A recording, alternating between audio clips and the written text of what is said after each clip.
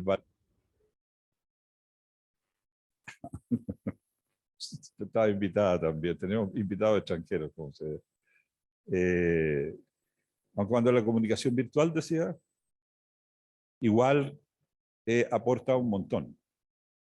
Y como estamos en el temas muy de índole cognitivo, muy de índole intelectual, de mucha teoría, de mucho intercambio, podemos perfectamente encontrarnos también en lo virtual. Pero debo reconocer que es un gusto de tener a las personas presencialmente acá. Pero también quiero darle la bienvenida a esas personas que están acá y que han hecho un esfuerzo de estar presentes en cuerpo presente, como diría Francisco Varela. Pero también quiero darle la bienvenida a quienes están virtualmente porque se amplían las posibilidades de estar en contacto. Por ejemplo, Andrés, bienvenido esta mañana a Chile en forma virtual. Qué gusto tenerte y esperamos escucharte en un rato más después que te presente Tito. Entonces, muy bien, qué grato poder extendernos también a lo virtual, y hay gente de distintas provincias que están presentes de esa manera acá. Este es un ciclo de 2 jornadas. Esta es la primera de este año y la segunda la vamos a realizar para que se enteren desde ya. La vamos a realizar a finales de noviembre, quizás primeros días de diciembre, pero les vamos a dar muy pronto la fecha para que la gente que vive más lejos y que quiere tener la oportunidad de encontrarnos, venga y estén acá con nosotros también.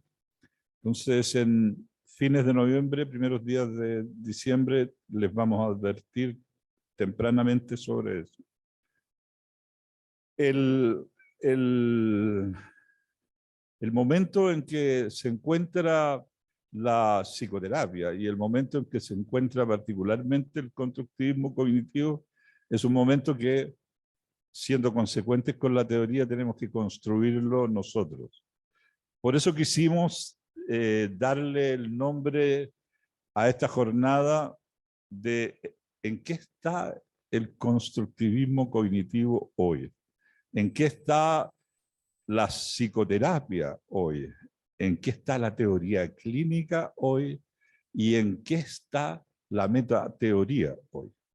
Ese es nuestro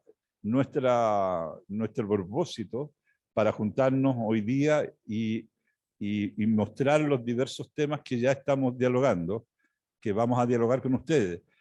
Y quisiéramos que ojalá participen lo más posible con las preguntas, tanto desde lo virtual como también desde lo presencial, para ser muy de encuentro. Realmente quisiéramos que esto fuera más que un intercambio de conocimientos, fuera un encuentro entre nosotros, porque si hay algo en que estamos, los viejos representantes de este modelo, es con la idea de formalizar un poco más las relaciones entre nosotros.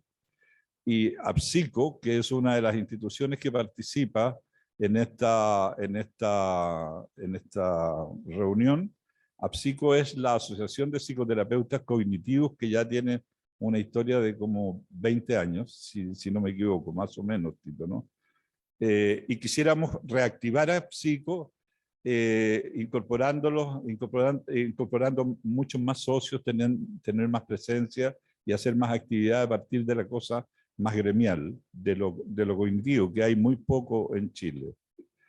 Porque APSICO pertenece a la Asociación Latinoamericana de Psicoterapias Cognitivas, que es una gran, que también está presente, los 2 invitados y varios de nosotros que estamos acá somos parte de la LAPCO, Asociación Latinoamericana de Psicoterapias Cognitivas, que es una gran organización que aglutina a casi todos los países sudamericanos, incluyendo México, también parece que Canadá está estableciendo relaciones con Estados Unidos, con varias de las grandes organizaciones mundiales de psicoterapia, con la Unión Europea también. O sea, es una asociación de la cual nos sentimos honrados de pertenecer, muy preocupada y muy activa, tremendamente activa, que nos va a permitir incorporarnos a toda esta red desde este remoto lugar que habitamos, pero vamos a estar presentes. Tanto es así que el Congreso Anual de la Asociación Latinoamericana de Psicoterapias Cognitivas, ALAPCO, se va a realizar en Uruguay los primeros días de marzo, si será el 5, algo así. Después pueden googlearlo, ALAPCO y el Congreso, y ahí hay posibilidades de presentar trabajos, muchos de los trabajos que ustedes hacen en clínica, en sus tesis, artículos pueden ser presentados ahí tanto como mesa redonda, como simposium, etcétera, etcétera. Es un encuentro grande, interesante, y además ni más ni menos que en Uruguay, ya que la compañera de Uruguay estará presente a las 2:30 hoy día, Ileana Caputo nos acompañará también. Así es que en eso estamos. Pero si queremos partir respondiendo un poco en qué está el constructivismo cognitivo, está progresando harto en términos conceptuales, progresando un poco también en términos de investigación y progresando en términos de integración y de representación, ya sea nacional a través de APSICO y de representación ojalá internacional a través de ALAPCO. Ese es nuestro propósito y eso quisiéramos compartirlo con ustedes para que se incorporen también a estas instituciones. La psicoterapia es una función solitaria, la clínica es una función solitaria que si no se hace acompañar de reuniones clínicas, de supervisión, de perfeccionamiento, de estudio, de grupos de estudio, de grupos de encuentro, de grupos de trabajo, asociaciones gremiales, nacionales e internacionales, quedamos muy solitarios. Es un trabajo solitario y sedentario, de la cual uno paga las consecuencias de repente en términos incluso de sobrepeso. Entonces, la idea es esa, en eso estamos. Y sin más preámbulos, quisiera decirles que estamos muy orgullosos de haber iniciado esta actividad y que son muy bienvenidos tanto los presenciales como los virtuales y que ojalá sea una jornada provechosa, que la saquemos adelante en conjunto, que la disfrutemos y que sea ojalá una buena manera de encontrarnos. Recuerden que mañana también continúa esto de 9 a 1, terminamos a las 13 horas. Hay 3 presentaciones que son interesantes también y al final hacemos una especie de mesa redonda donde estamos a la cabeza los más viejos, los profes del magíster y del diplomado, pero solamente para estar ahí, para poder conversar, dialogar y discutir con ustedes, los que estén presentes, tanto virtual como presencial. Así que bienvenidos y que nos vaya muy bien en esta actividad en la cual tenemos mucho gusto de realizar. E invito entonces al profesor Augusto Sagmut para que nos presente al primer expositor de esta jornada. Muchas gracias. Vamos a dar un aplauso, ¿eh? De partida vamos a dar un aplauso porque en realidad nos lo merecemos después de tanto padecimiento. Adelante, profesor.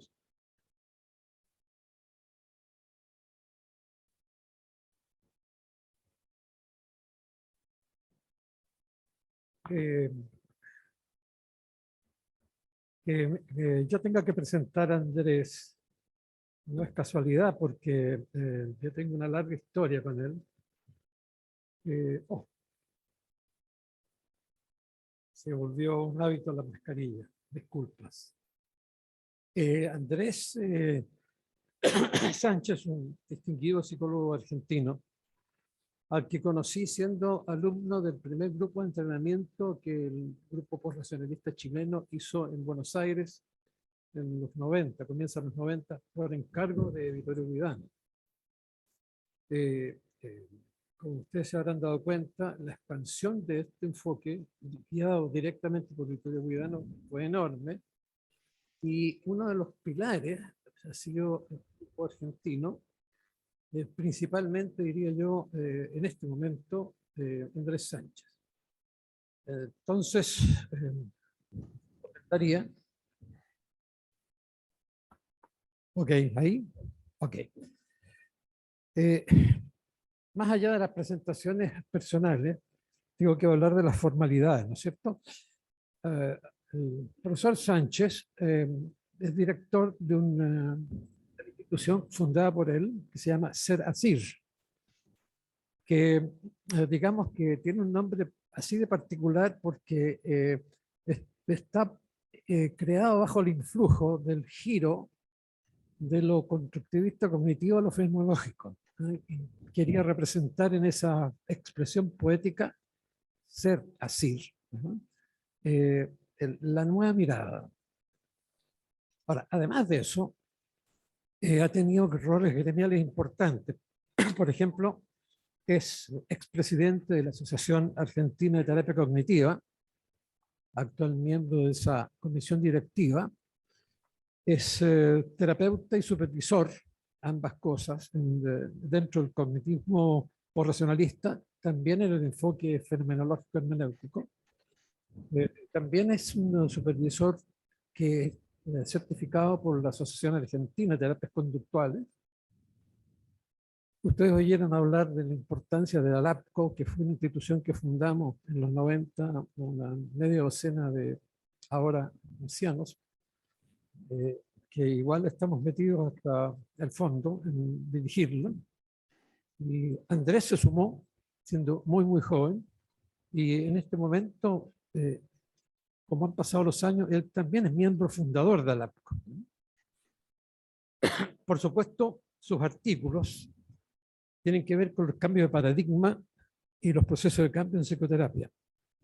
Y como conferencista, obviamente, ha desarrollado una labor importante en difundir este enfoque. Así que dejo con ustedes a Andrés Sánchez. Por favor, un aplauso para él. No. Ahí ya estoy. ¿Me están escuchando ya, verdad? Bien. Bueno, encantado y agradecido de esta invitación.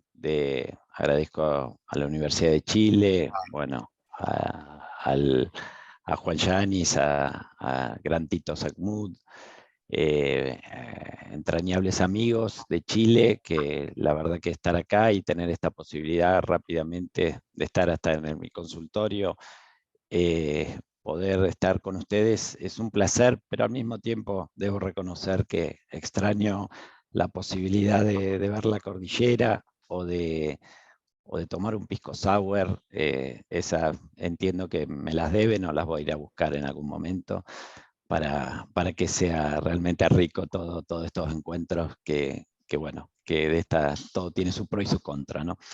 Así que bueno, el salmón que comía por allá también lo extraño.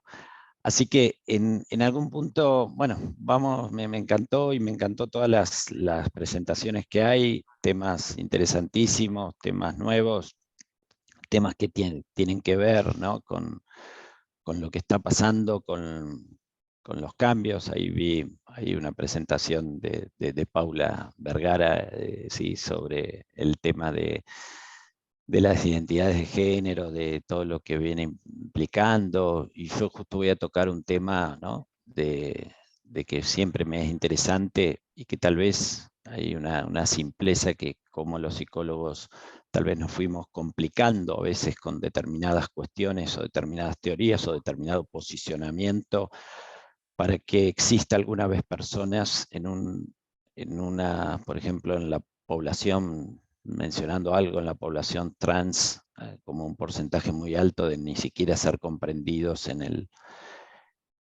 su psicoterapia con sus psicólogos, ¿no? O ni que hablar a veces de estadísticas, ¿no?, en intentos de suicidio de esta misma población.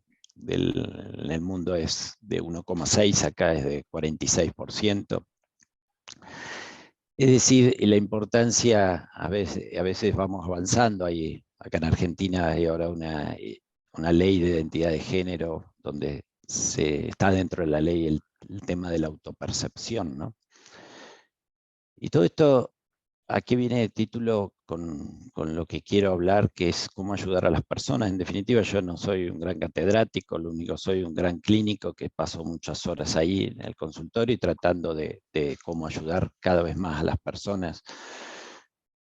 Y fui cambiando, como fue cambiando, y es notable cómo hemos evolucionado con el tema de la cognición. Ahí en mi título pongo cognición encarnada, algo que agradezco, este concepto de cognición encarnada, ¿no? Porque no hay nada más, para mí, más posracionalista en el término cognición encarnada, en términos de que tal vez los posracionalistas a veces sentimos, ¿no?, ese fanatismo por poder estar con la experiencia inmediata, con poder estar y ayudar al paciente desde lo que le está pasando, desde ese adueñarse de eso que está sintiendo y padeciendo y estando ahí, en esa casi, ¿no?, diría, aceptación de a veces lo que nos pasa y cómo poder ayudar al paciente a que se adueñe de eso que le pasa.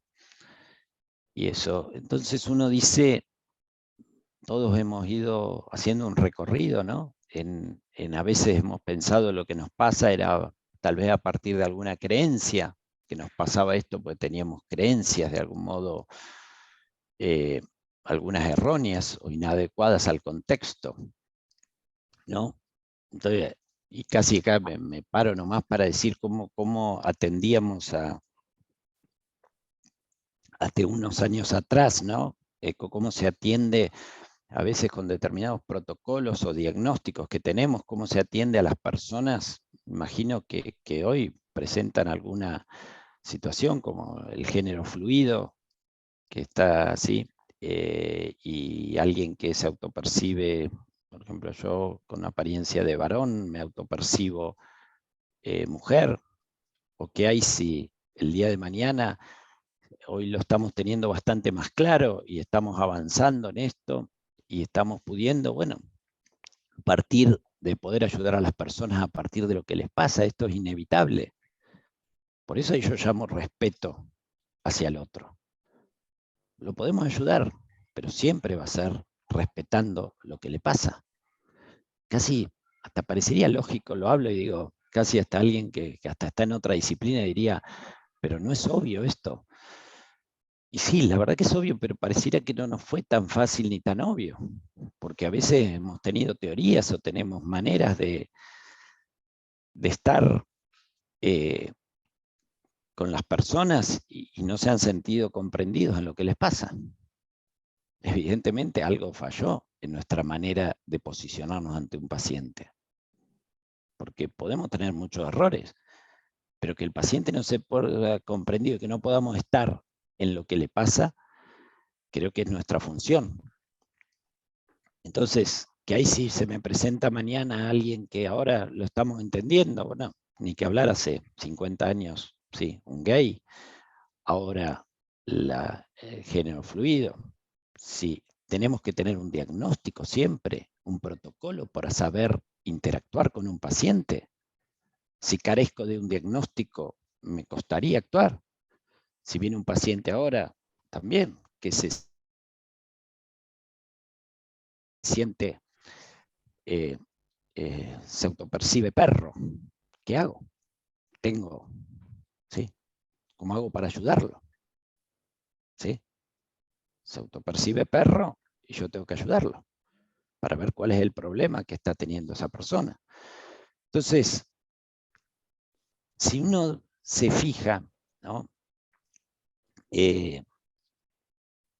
Hay un montón de temas donde uno dice, ¿dónde está realmente el tema de la relación del síndrome, ¿no?, con el tratamiento, ¿no? Entonces hay como, ¿sí?, como gran cantidad ¿no?, de cuestiones, yo les voy poniendo así, donde ustedes se dan cuenta que a veces el tema del diagnóstico o el tema de la enfermedad o el tema de tener algo que nosotros vamos, ¿sí?, teniendo en esta relación, ¿no?, con las personas a partir de de qué marco teórico, desde dónde lo abordo y desde dónde ha sido una complejidad enorme y una diversidad que fuimos cambiando. Lo que sí que muchas veces cambiamos algunos conceptos, pero a la hora de hacer la clínica, que es a lo que yo me voy a dedicar hoy en esta conferencia, a tratar de ayudar, porque es importante cambiar también nuestro posicionamiento en relación a los pacientes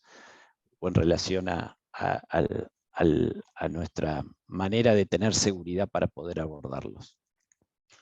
Siempre hablo desde algún lugar, es importante entonces decir desde dónde yo voy a hablar hoy, ¿no? Es más, siempre hablo desde Heidegger, Ricoeur, ¿sí? No los voy a mencionar a cada rato, pero esta es un poco la base con la cual, ¿sí? Yo voy a esgrimir mis argumentos y todos es importante tener, ¿no? Desde dónde, y ahí ven que termino en un tema más de la hermenéutica, de la comprensión que nos dan las neuronas espejo, que no me voy a dedicar tanto, pero para que vean el marco teórico o desde qué modelo, ¿no? A veces pienso y voy a poder decir las cosas que digo. Entonces uno dice, hacia un cambio personal, entonces yo digo, si es hacia un cambio personal, ¿no? Y debemos ayudarlo al paciente con nuestro saber, ¿no? El cambio personal, yo preguntaría, ¿sí? Preguntaría, ¿es saber un montón de psicopatología sirve? ¿Sirve realmente para ayudar? ¿Y en qué sentido? ¿Cómo nuestro saber termina ayudando, ¿no?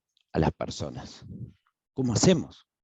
Porque si antes era, sí, cambió tanto hasta la noción, todos somos cognitivos y constructivistas o racionalistas o fenomenológicos, o vamos cambiando y uno dice, ¿no? Al principio era la creencia y después yo hasta fui cambiando desde la visión del cognitivismo, desde la creencia y después decíamos, desde Vittorio Guidano aparecía que estaba la implicancia emocional en esas creencias, entonces había que conectarlo inmediatamente con la emoción para poder darle a esa experiencia, ¿no?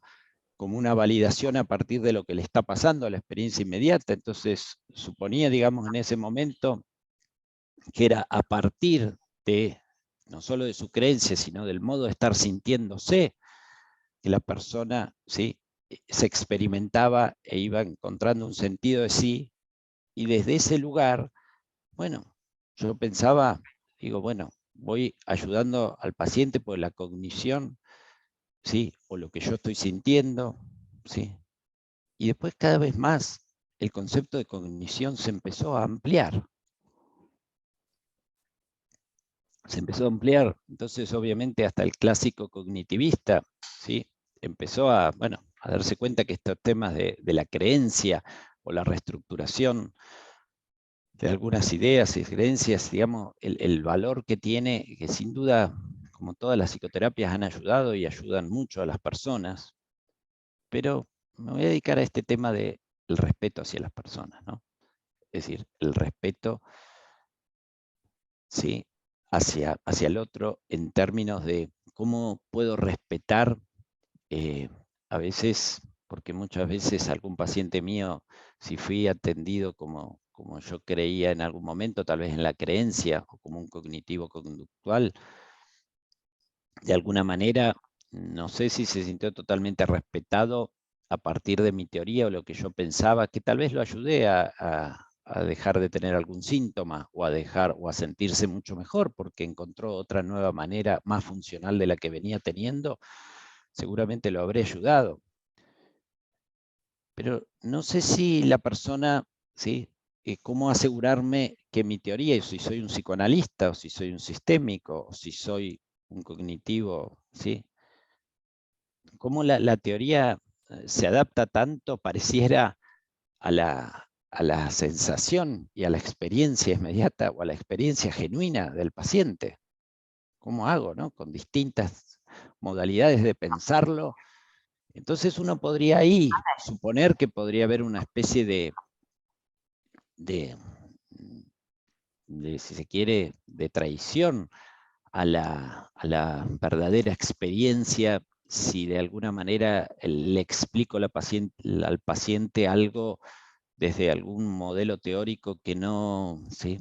Que tal vez tenga, ¿no?, esta cuestión que al no haber enfermedades o al no haber un protocolo tan claro o al ser el tema de los diagnósticos, ¿no?, que sabemos cómo fue evolucionando en temas de transdiagnósticos, y también esto mismo que yo pregunto, ¿cuánto tenemos que saber de psicopatología para ayudar a las personas, ¿no?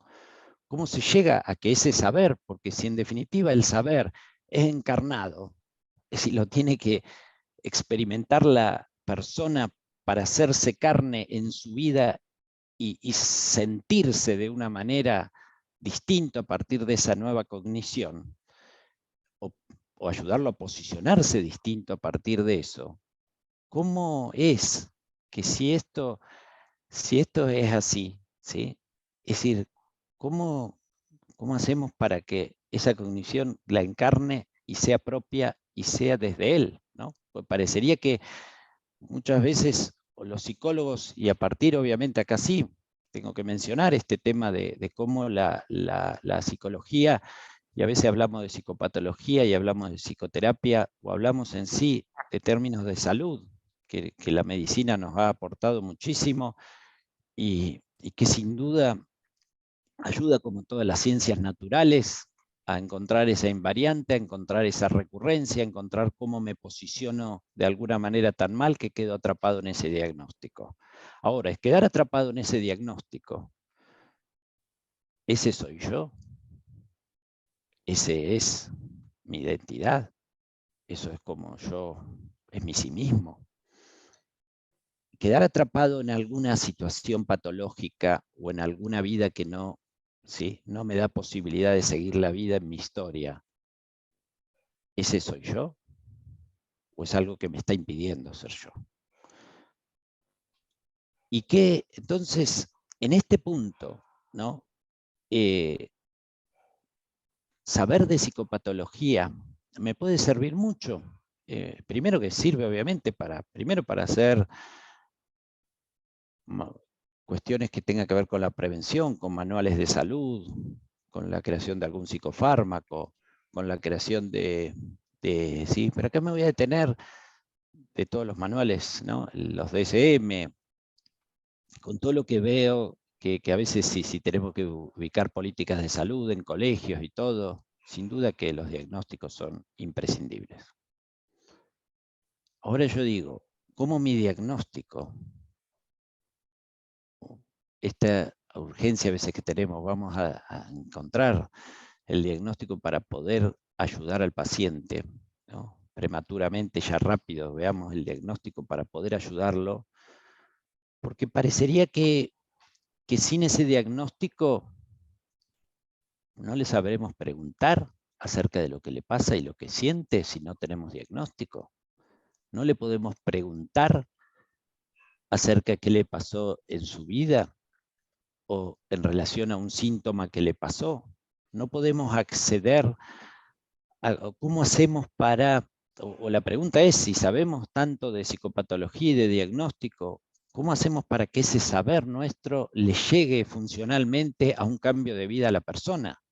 Porque si yo sé que le doy el libro, léete este libro que acá está tu problema, o se lee, o hasta yo le digo cómo él funciona, o esa autoconciencia, la conciencia que tenga, parece que no es a veces suficiente para realizar un cambio personal y para ayudar a las personas.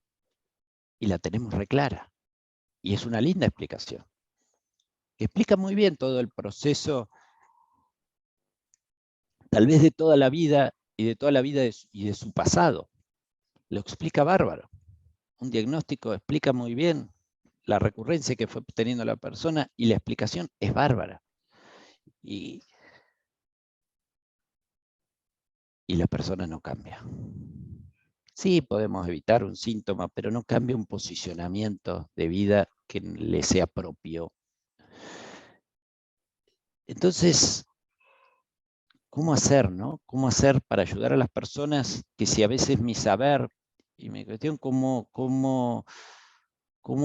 hago para que mi saber llegue a la persona, ¿no? Para que mi saber genere un cambio, que un cambio de posición en la vida de la persona para que su vida empiece a fluir mejor, o donde encuentre una manera de vivir que esa persona sí le sea más funcional y más sí, alineada a lo que quiere con la vida. Ahora, ¿cómo hacemos?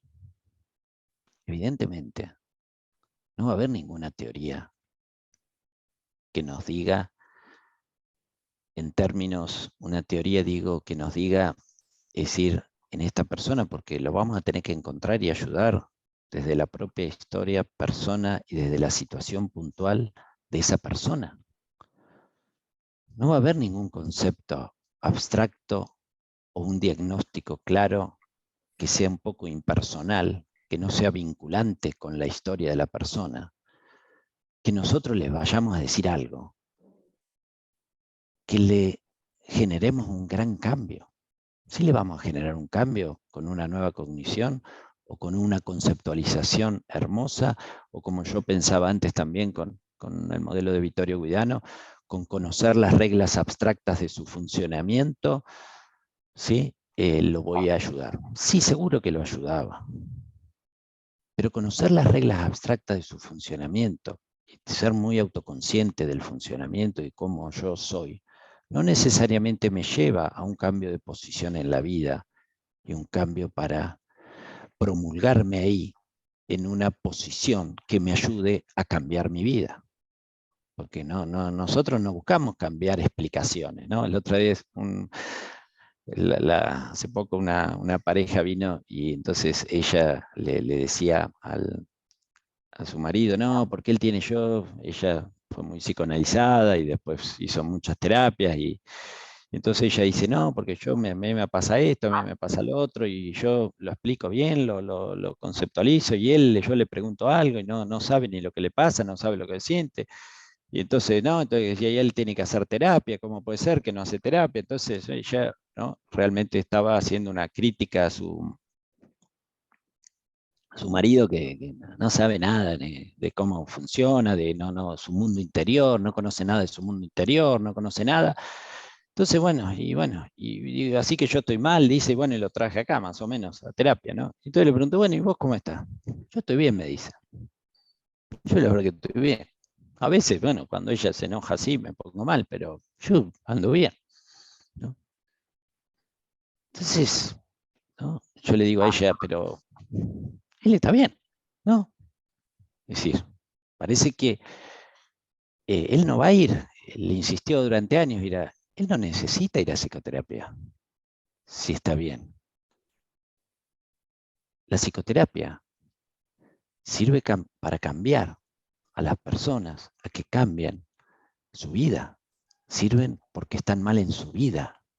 No es que tiene que servir para explicar mejor su vida.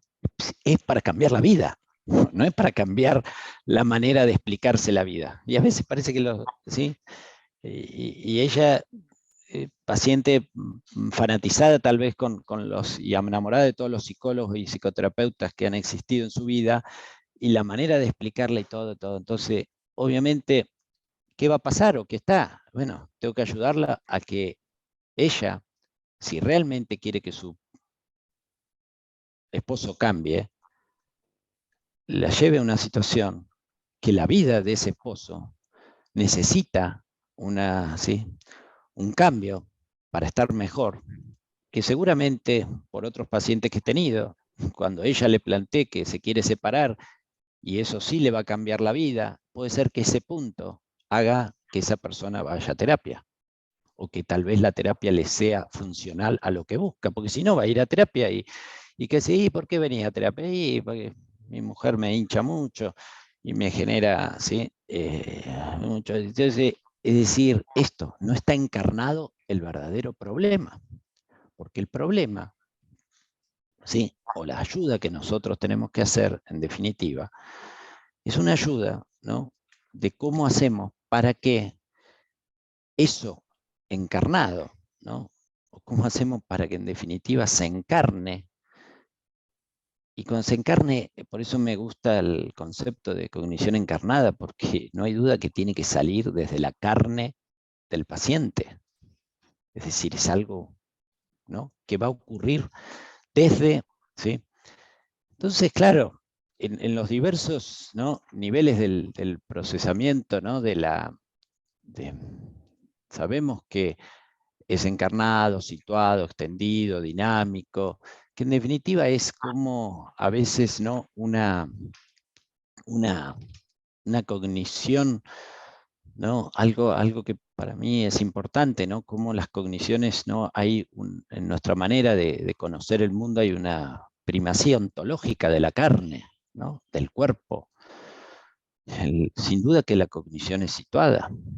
Por eso ahí pongo en la raíz filosófica Heidegger, ¿no?, de ser en el mundo, o de que esos, de alguna manera, que nosotros tenemos que ayudar a los pacientes y llevándolo a la clínica estrictamente, las cogniciones o todo va a ser situado en algún momento, va a ser en alguna situación especial de la persona, va a ser constreñida seguramente por el tiempo, presionada por el tiempo. Las cogniciones no son conceptos, en términos, no son para entender la cognición. La cognición es para nuestro objetivo de vida y seguir la vida y que fluya bien. Es decir, el tema de, hasta no sé, la percepción, la deben ser de memoria, deben ser entendidas, ¿no?, en términos más de una contribución final a la conducta que me lleva a apropiarme de la situación y acomodarme a las posibilidades y a mi libertad de elegir una posición para estar mejor en la vida. Es decir, que ¿cómo hacemos para que esa cognición definitiva, por lo que estoy diciendo, es como que artesanal, ¿no?, que se convierte en la psicoterapia, y por eso es muy distinto. Por eso acá cambiamos de ciencia, cuando decíamos que las ciencias naturales son muy útiles y funcionan muy bien para explicar el pasado, para hacer un manual de salud, para hacer eso, pero a la hora de estar en la psicoterapia estrictamente, tenemos que cambiar de ciencia. Es una ciencia distinta porque esa persona que está ahí enfrente todavía está rehaciéndose, formulándose, ¿sí?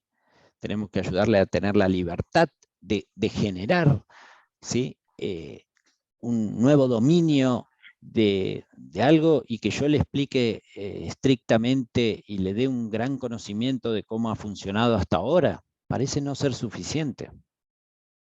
Sí, es necesario, pero no suficiente.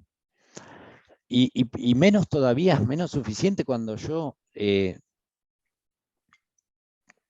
devuelvo tal vez a algún paciente. Entiendo que puede ser muy útil y funcional también a muchos cambios en la vida, pero le devuelvo tal vez una cuestión bastante abstracta de su funcionamiento y de cómo es, y que capaz que es muy sensible, ¿no?, a la crítica, o tal vez es muy sensible al control, o a la duda, o a la necesidad de la certeza. Y yo encuentro en esas palabras casi, ¿sí?, que explican un diagnóstico, y que todos entendemos hacia qué patología, tal vez cuando le digo eso, detrás qué patología puede haber, o qué funcionamiento, ¿sí?, tal vez inadecuado o poco funcional a su vida le pueda resultar a ese paciente. Es decir, cuando yo le devuelvo eso, esa cognición, ese concepto, no le entra en la carne para cambiar una posición en la vida. ¿Y qué le entra en la carne para cambiar una posición en la vida? Pareciera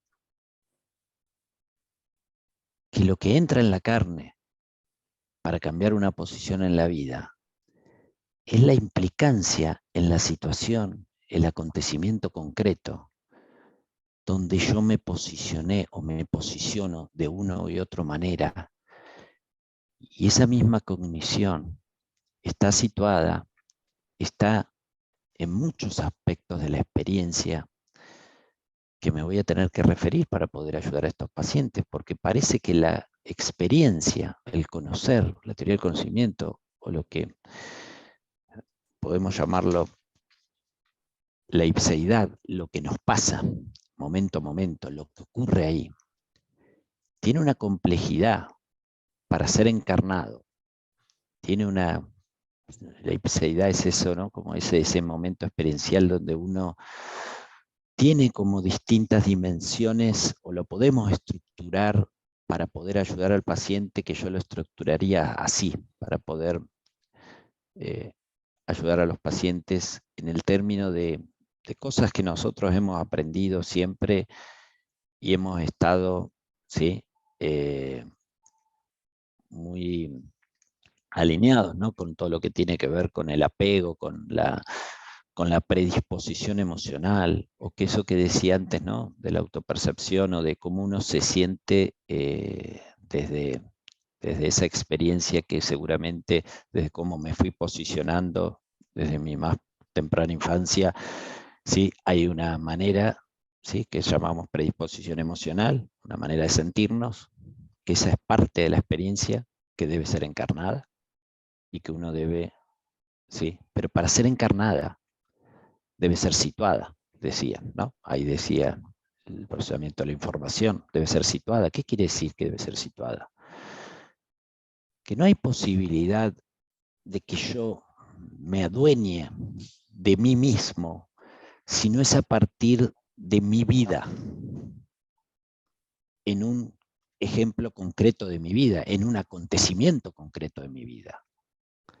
Es decir, que no tengo chances de, para respetar al otro y no cometer tal vez alguna idea hacia el otro que no sea del todo genuina, es saber conducirlo hacia la experiencia donde le deviene esa miedo, angustia, predisposición emocional, ¿sí? Que fue sedimentándose ¿sí? Por varios momentos de su vida, de su infancia y después como la siguió haciendo la vida. Ese sedimento es parte de la experiencia y que la persona debe adueñarse, y yo tengo que ayudarlo en ese acontecimiento a saber estar con esa emoción, ¿sí? Que está ahí. Que puede ser de acuerdo a cada persona, ¿no? Hay personas que se emocionan más desde lo visceral, hay emociones más cognitivas, más que vienen de la mirada o de la afuera, pero lo que le pase a la persona, ya sea, nosotros lo llamamos, no me voy a referir, pero a un proceso, una manera de procesar las emociones más outward, que dependen de la afuera, o dependen más, ¿sí? De las vísceras de adentro, más inward. Entonces, eso es algo que la persona lo tiene, no lo elige, ¿no? Ocurre. Entonces, lo único que tenemos que ayudarlo es a saber estar, ¿sí? A saber, si se quiere, aguantar en ese momento, a saber estar con esa situación en la situación. Es decir, que si no estamos en la situación y no estamos en la premura del tiempo y de lo que le está pasando a él, y no estamos ahí, no lo podemos llevar a un nivel tan abstracto que, fíjate, vos te angustiás cuando las personas no te miran y te angustias mucho, y entonces hago una generalización de esto. Eso pensamos desde este modelo que nos lleva a, sin duda, a una cognición que no se encarna en la vida y en las consecuencias que tiene encarnar, si no la encarna esa condición. Entonces, por un lado, porque muchas veces decimos, este concepto de los niveles de cognición encarnada, creo que todos los cognitivos, de los más racionalistas, todos lo tienen claro. Pero lo que yo estoy tratando de explicar hoy en esta conferencia es tenerlo claro y llevarlo a la clínica y situada ahí para ejercerla, y que eso se haga en la psicoterapia. Y para hacerlo en la psicoterapia, la predisposición emocional y cómo está es un elemento súper importante, porque es parte de la experiencia y nosotros lo tenemos, pero no es suficiente. No es suficiente. ¿Por qué no? Porque parece que la experiencia también tiene, y dentro de la estructura de la ipseidad también está el otro, las alternativas del mundo. Está lo que piensa mi mamá, lo que piensa mi marido, lo que está que me voy a quedar sin trabajo, está que no, está el mundo y sus posibilidades, que es indefectiblemente que no lo podemos separar a esta cuestión, como hemos hecho muchas veces en psicología, sujeto, objeto, estudiar el sujeto, estudiar el interior del sujeto, ¿sí? Porque ahí no lo podemos encarnar con el mundo o con la situación del mundo. Por eso necesitamos que cuando está la predisposición emocional es en relación a ese mundo. Entonces tenemos que ayudar al paciente. Entonces yo muchas veces capaz que hacía algunas preguntas, ¿y cómo es esa angustia? Y lo llevaba más a una, pareciera una generalización, y esa angustia en general. No, creo que es mejor desde esta modalidad llevarlo a los acontecimientos que ocurren, la situación concreta, el acontecimiento donde la predisposición emocional aflora y donde las posibilidades o el tiempo situado en esa situación ¿sí? ejerce un condicionamiento, una presión, algo o una alternativa que no existe. Es decir, el mundo está presente. No puedo sacar conclusiones, no podemos hacer ¿sí? Psicopatología o desde cuándo esta persona empezó a tener un síntoma. Sin duda, desde ese momento que estuvo situado ahí, se predispuso así y en ese momento ¿sí? empezó a ocurrir el síntoma. Pero lo vamos a tener que ayudar a que se encuentre con ese momento, a que se haga cargo de ese momento, a que se adueñe de esa situación de vida donde él ¿no? tenga que tener claro sus tradicionales o cosas que nosotros hemos tal vez trabajado mucho más con lo que es la predisposición emocional o con lo que es las emociones que uno termina siendo recurrente o que uno termina así repitiendo. Eso es más lo que tal vez todos hemos atendido así, pero tenemos que incorporarle el acontecimiento concreto, el mundo. Pero no solo eso, tenemos la predisposición, tenemos el mundo, ¿sí? Y la experiencia tiene algo para mí importante, esto no lo conocí, creo que cambió la manera de poder ayudar a los pacientes, porque sin darme cuenta, creo que el modelo que yo utilizaba antes o las teorías que utilizaban antes, de alguna manera le daba una linda sensación de lo que le estaba pasando y de cómo es la persona y cómo de algún modo padecía esa situación. Pero no me daba cuenta que en esos momentos y cada persona está constreñida a tomar una posición, que no somos pasivos en la vida. No podemos. La vida, si es vida y sigue la vida, nos obliga a promulgarnos o a estar de una u otra manera. Y eso es parte de la experiencia también.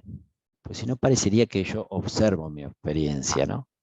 Yo la miro, la digo, ay, yo soy así. No me doy cuenta que al mismo tiempo que yo estoy sintiendo, padeciendo y encontrándome en ese mundo que tal vez me es adverso, la vida me está pidiendo una posición que me promulgue, un hacer. ¿Qué hago con esto?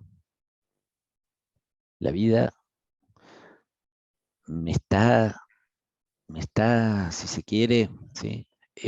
Constriñendo a una decisión, a una toma de decisiones de qué voy a hacer con esto que me está pasando en mis emociones, porque yo tengo miedo y tengo este mundo, ¿no? y al mismo tiempo que también es parte de la experiencia, porque después, en la medida en cómo yo me promulgo y termino yo actuando esa posición en la vida, me va a generar consecuencias. Voy a terminar más de este lado o más de este otro lado, o me separo o no me separo, o me hago esto o no está, o agarro este trabajo o lo dejo, o sigo con este marido o no sigo. Es decir,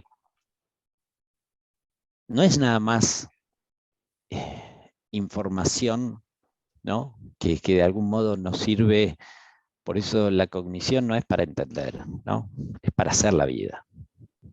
Es para hacer la vida, no es para entender las cosas. Es para saber hacer la vida. Y creo que esto es lo que yo me quise hablar de esto porque me parece que no es un tema de dar buenas explicaciones a los procesos pasados.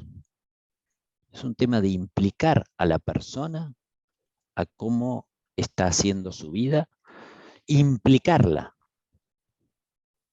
responsabilizarlo de quién es y quién está haciendo.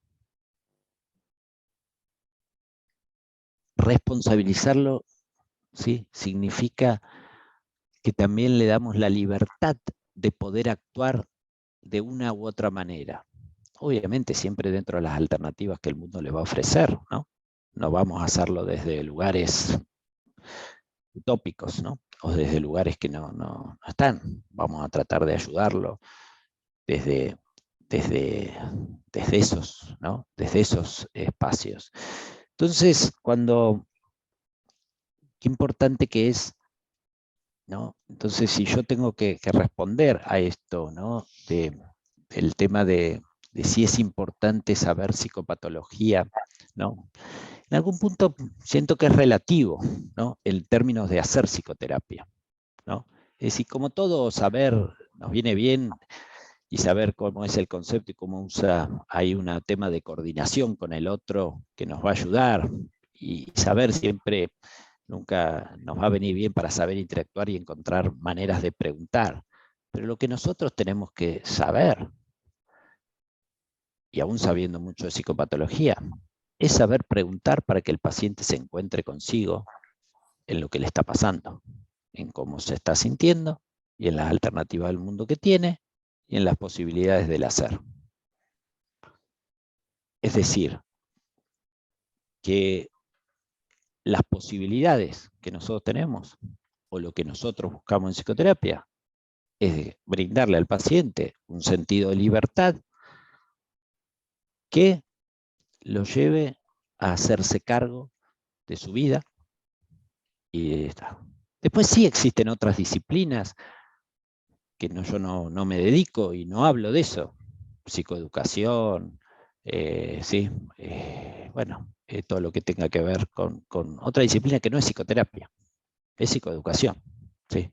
Que son necesarias y a veces con pacientes muy complejos, sin duda tengo que trabajar interdisciplinariamente. Yo hoy estoy hablando de psicoterapia y de hecho de lo único que sé hablar y hacer es de psicoterapia, porque tal vez, ¿sí? En esas otras cuestiones donde entiendo que las ciencias naturales son mucho más efectivas o donde son necesarias, ¿no? En el tema de, bueno, de qué medicación darle. Sin duda que es mejor tener un diagnóstico. Es muy difícil, ¿sí? Sin tener diagnóstico, ¿por qué le voy a dar esta medicación o esta otra o esta otra? Sin duda que es prioritario. Ahora, en psicoterapia es prioritario. ¿Es prioritario? ¿O es prioritario conducir al paciente a su historia y dónde desbarrancó, para alguna manera decirlo? ¿O es necesario donde el paciente, ¿sí? No pudo ser él? Porque cuando hablamos de síntomas estamos hablando de un automatismo, ¿no? Estamos hablando de algo que se nos dispara independientemente de nosotros, casi, ¿no? Los síntomas son así, ¿no? Es algo que se nos nos ocurre sin que nosotros tengamos la posibilidad de cambiar esa posición. Por eso, ¿y por qué hicimos síntomas? Y sin duda porque hemos vivido algún acontecimiento en nuestra vida que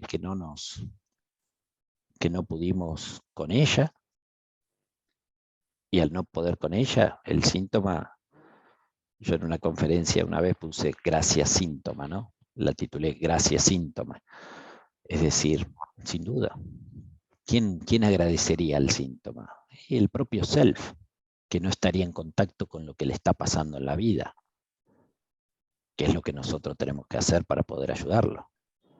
El síntoma es muy funcional a la continuidad de la vida sin meterme en el problema que tengo en la vida. Sí, el síntoma, hay que agradecerle al síntoma si yo soy mi self. Sí. Es decir, porque es el que me permite no estar en contacto con algo que me está pasando, que no estoy en estos momentos pudiendo estar con eso que me está pasando.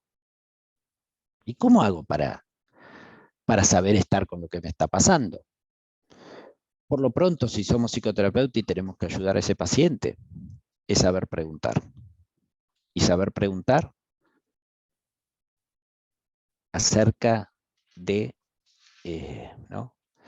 de cómo eso, ¿no? que le viene debiendo, dónde hizo, ¿no? Dónde empezó ese quiebre, dónde tal vez ese ser natural, auténtico, donde podía expresar o estar con sus emociones y hay un momento donde los otros, el mundo, lo que le pasó en la vida, o lo que sea, ¿sí? O la posibilidad, como esta señora que me vino a consultar en pareja, evidentemente ella, ¿sí? para generar un cambio, si se quiere, en su esposo, ¿sí? Debería no solo saber explicar lo que está pasando, sino que, ¿sí? Parecería que a ese saber que ella tiene todo, le faltaría en esa cosa promulgarse en una acción donde está sintiendo que, bueno, que ya no está soportando la actitud de su marido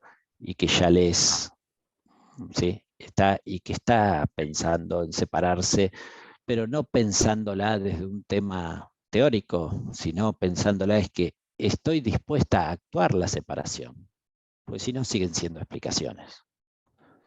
Y cuando ella esté dispuesta a actuar la separación y capaz de actuar la separación, el marido va a empezar a cambiar, sin duda. Primero porque le va a cambiar la vida. Y segundo porque va a necesitar cambiar la vida si quiere seguir con su mujer.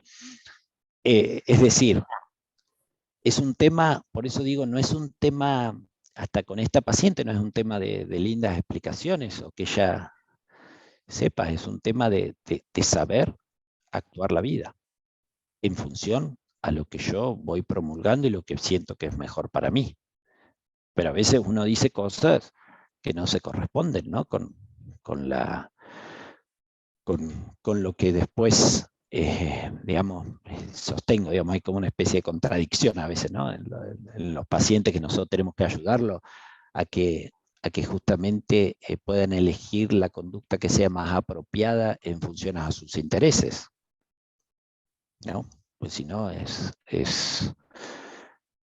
absurdo. Y por eso digo que es absurdo poder ayudar a los pacientes, ¿no? Poder ayudar a los pacientes. Yo no sé cuántos minutos tengo, sí, pero voy cerrando, ¿verdad?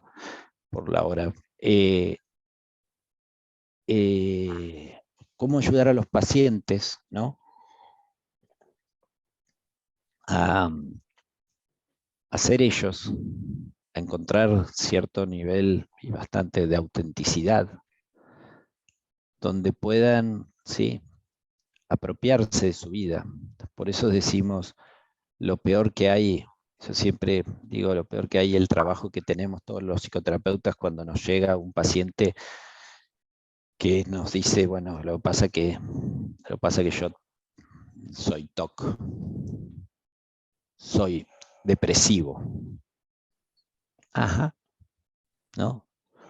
Ahí uno dice, uy, vamos a tener que trabajar, porque está claro que la explicación que está teniendo de todo lo que él padece no tiene que ver con él, sino que padece TOC o padece depresión. Está claro que va a ser imposible que nosotros ayudemos a ese paciente si no le hacemos encarnar que lo que le está pasando tiene que ver con un posicionamiento de él, de una responsabilidad de él y de algo que él está haciendo con la vida. No es que le agarró el virus del TOC, ¿no? Es decir, como algo, como una explicación externa, bastante, sí, poco autorreferencial, ¿verdad? Entonces uno dice, sí, cuando tenemos pacientes que de algún modo hasta le explican demasiado bien, no cambian la vida, vamos a tener que trabajar más seguramente. Sí. Porque en algún punto esos que se han aferrado a alguna explicación como un diagnóstico, lamentablemente los diagnósticos terminan siendo, a mi juicio, diatrogénicos en términos de que el paciente se adueñe de su diagnóstico. Termina siendo un obstáculo para la psicoterapia. Bien. Bueno, ya 50 minutos. No sé si, bueno, yo dejaría acá para, no sé si hay preguntas o si les parece, ya creo que son los 50 minutos. Bueno, me quedo abierto a las posibilidades de algún intercambio y si no, acuérdense, les puse ahí el mail y pues seguramente no vamos a tener tiempo de mucha interacción, pero encantado de que puedan, sí, a este mail mandarme lo que sea, comentarios o algo, alguna duda, alguna crítica o lo que sea para poder, sí, reflexionar al respecto y bueno, y agradezco la oportunidad y espero no haberles aportado algo, al menos desde este lugar. Bueno, muchas gracias.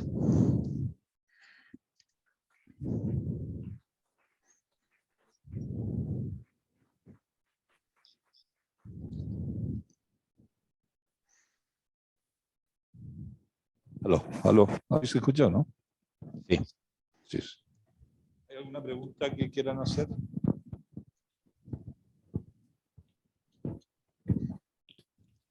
Espacio de preguntas. O comentarios. ¿Andrés está escuchando? Sí, estoy escuchando. Ya. ¿Alguien quiere hacer una pregunta? Mientras la preparan, déjenme partir con una pregunta de mi parte, Andrés. Sí, perfecto, Juan, un placer. El cambio que has presentado tan claramente, Andrés, del giro del lugar del terapeuta, no deja de ser. No es fácil ese giro, ¿ya? Entonces, me gustaría ver si puedes aclarar un poco más cuál es el lugar del terapeuta, cuál es la gestión que tiene que hacer el lugar para producir este fenómeno del conocimiento encarnado. ¿Cuál es el lugar? Perfecto. ¿A qué tipo de intervenciones te refieres? ¿O cuál es la actitud? No sé cómo Sí, perfecto. Lo que tiene que tener un terapeuta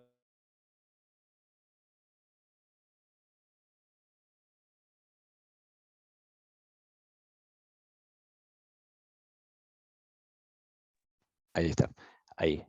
Un espacio, ahí no sé si se escuchó, dijo, lo que necesita un terapeuta es generar un espacio de autenticidad, ¿no? De autenticidad que es imposible que la logremos sin nuestra propia autenticidad. Es decir, no le podemos exigir a nuestro paciente autenticidad cuando nosotros no lo somos. ¿Sí? Es decir, que nos tenemos que brindar en nuestras emociones y en lo que nos está pasando, implicándonos con ese paciente de manera personal y saber preguntarle y si se quiere, hasta con alguien que difiere totalmente de nosotros, hasta diríamos, tenemos que respetar, por eso puse la palabra de respeto, ¿no? Respetar hasta cuando estamos con alguien que está en las antípodas de nuestra manera de procesar cosas y de ser, estamos en esa antípoda, es brindarle un espacio de autenticidad, y siempre eso es primordial, ¿no? La autenticidad. Es decir, que la posibilidad de ser uno frente al otro, y la posibilidad de que yo también pueda, ¿sí? Si se quiere, conectarme, porque la posibilidad de que la persona encarne lo que le pasa es una manera de estar sintiéndose donde yo le tengo que brindar ese espacio de, ¿sí? Donde justamente tiene que haber mucho respeto, donde tiene que haber esa posibilidad, donde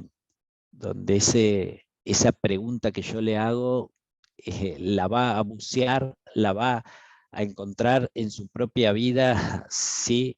Sintiéndose, ¿sí? Yo como una base segura a que puede estar y explorando esa pregunta o explorando su propia vida sin que yo sea ahí un obstáculo, ¿no? Sin que yo sea alguien que de alguna manera le imponga alguna cuestión. Por eso yo creo que entiendo perfectamente cuando muchos pacientes, y ahora mismo, si yo no puedo encarnar, cuando tenga un paciente que le digo, no, me dice, yo me siento perro, me dice. Si yo no voy a tener la autenticidad de saber vincularme con esa persona desde algún lugar, es decir, bueno, y desde aceptar y comprender la experiencia que está teniendo, ¿sí? Es como si en algún punto es muchísimo más difícil ser psicoterapeuta, sí creo, que como tal vez cuando pensaba que la tenía clara y que podía guiarlo de una u otra manera, ¿no? Es decir, porque en cualquier momento y continuamente me encuentro gatillado en la experiencia de lo que me pasa a mí también, ¿no? En la cuestión, y cómo yo poder, ¿sí? Seguir conduciendo, ¿sí? Las preguntas hacia su vida, ¿no? Hacia su vida. Entonces, una cuestión que me parece primordial es la autenticidad, es decir, y de hecho, fíjense, al menos en mi cuestión personal, es muy difícil que nos vaya bien con pacientes que casi en algún punto no dirían, pacientes que no queremos mucho y casi no los bancamos, hasta con su estilo. Difícilmente me vaya bien con ese paciente si yo no estoy involucrado y sí, y de alguna manera no lo aprendí a respetar y a estar con él. Entonces es fundamental nuestra actitud para promulgar ese marco, ¿no? de acción. Entonces, para mí eso es lo primordial, y después que las preguntas siempre sean abiertas y no concluyentes, que siempre abran la posibilidad de la experiencia y no cierren la experiencia, que no la definan de un modo tan categórico, ¿no? Es decir, no terminar siempre con ese énfasis que nosotros tenemos a veces, o yo lo he tenido muchas veces, de tal vez de devolverle algo, y en ese devolverle le termino de ver una sentencia de cómo él funciona en la vida, y que suena lindo, y siento que la pegué, porque pues sí, él funciona así, pero bueno, no sirve, no sirve. ¿Por qué no sirve? Porque por más que yo la pegue, cierra las infinitas posibilidades que tiene la experiencia de abrirse y encontrarse con una... La explicación no está en lo que yo diga, la explicación está en lo que le pasa a la persona y cómo se encuentra la persona. Entonces, lo que nosotros decimos, la verdad que tiene poca importancia. Tenemos que saber preguntar, expertos en preguntar, nada más que eso. Pero cuando sacamos conclusiones, ahí sáquenme el micrófono, como dirían.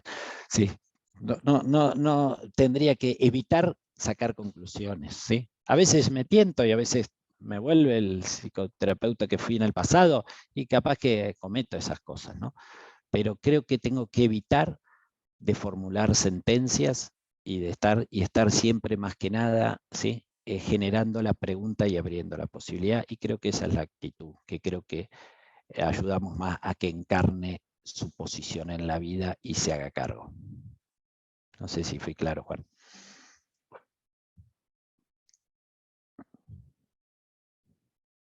¿Alguna otra pregunta?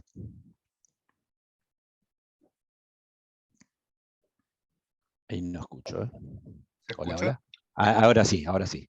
Hola. Andrés, mira, te quería preguntar, tú en un momento hablaste de que el síntoma era una especie de automatización, ¿ya? Como si fuera una actuación de algo externo, quizá. Sí. Yo entiendo el síntoma como una respuesta con los recursos que el propio paciente tiene en ese momento. En ese sentido sería algo quizás encarnado, algo que es parte del propio self, que quizás no es funcional. Entonces mi pregunta es, ¿cómo dialogarían esas dos propuestas? El self como algo externo, alguna actuación de algo externo, o sea, el síntoma como una actuación de algo externo, y el síntoma como la actuación de algo del self, pero con unos recursos que quizás son insuficientes. Sí, a ver, cuando hay una diferencia, como decís, vos decís como que cuando decimos falta de recursos y tú mencionas al tema del síntoma, ¿no? Como falta de recursos, ¿sí? Se me está escuchando, ¿no? Pues me cambió el sonido. Hola, hola. Sí, sí, se Ah, escucha. sí, está bien, sí, sí, bien. Con el tema del síntoma hay una diferencia, ¿no? En cómo estamos postulando, que vos hiciste, hay una diferenciación interesante cuando yo digo que es un automatismo y vos capaz que bien es un automatismo que vos decís que al no tener recursos o ser tal vez el único recurso, ¿sí? Utiliza eso porque es su self que utiliza ese recurso, estás sosteniendo, ¿verdad? Claro, Entonces, en esa formulación que tú haces, yo digo, sin duda, es el recurso, no es libre de elegir porque es la única que le queda, parece, es decir, que no está en no es que elige el síntoma, nadie elige el síntoma, ¿sí? Ocurre, ¿sí? Es decir, porque para la posibilidad de elegir hay que tener opciones, esto es sin opciones. Y cuando decimos, sí, sin opciones porque no tiene recursos. ¿Y por qué decir esos recursos, ¿sí? Van para un lado o van para el otro? Y dice, ahí cuando yo digo cómo compatibilizan eso, es como que yo sostengo de alguna manera con esta propuesta, es que esa persona que está teniendo el síntoma, que vos ese síntoma capaz que lo atribuís a parte de su ser, y yo tal vez no, ¿sí? Es decir, como ajeno a su ser, porque su self genuino, él lo que está haciendo es una identidad, que la identidad, al promulgarse así en la vida, está haciendo una identidad. El problema de las personas es que justamente la identidad no es el self.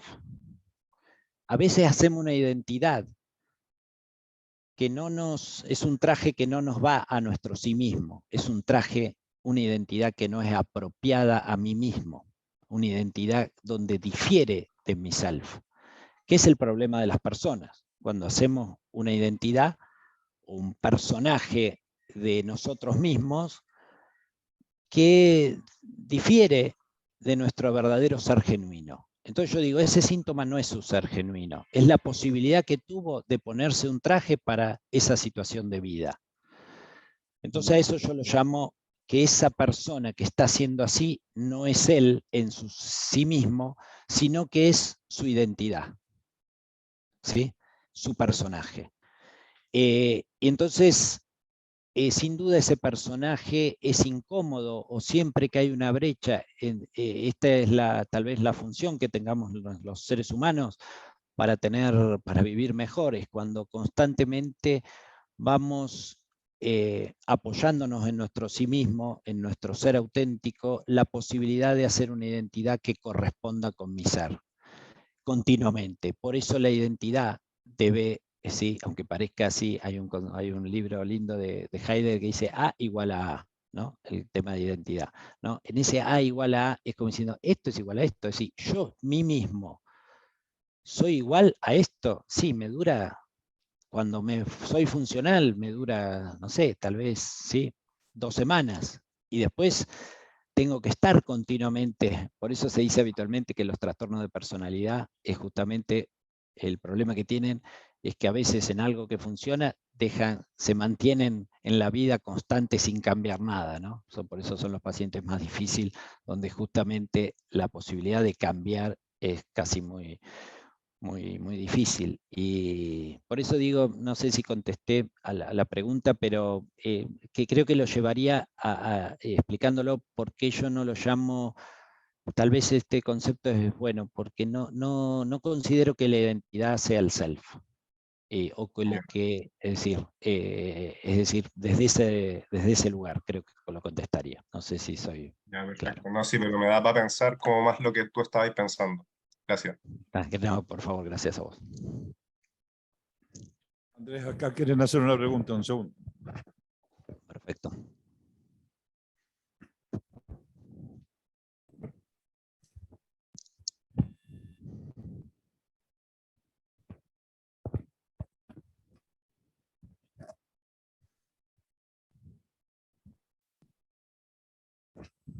Hola Andrés, buenos días, muy interesante, muchas gracias. No, Me gracias a vos. quedo en la propuesta respecto del cambio. ¿Qué considera usted o cómo consideramos un cambio? ¿Cómo lo identificamos como tal en la psicoterapia? ¿Como qué tipo de cambio Ujú. identificamos nosotros como terapeutas o el paciente lo tiene que relatar? ¿Es un cambio constante? Es como para identificar un poquito ese elemento.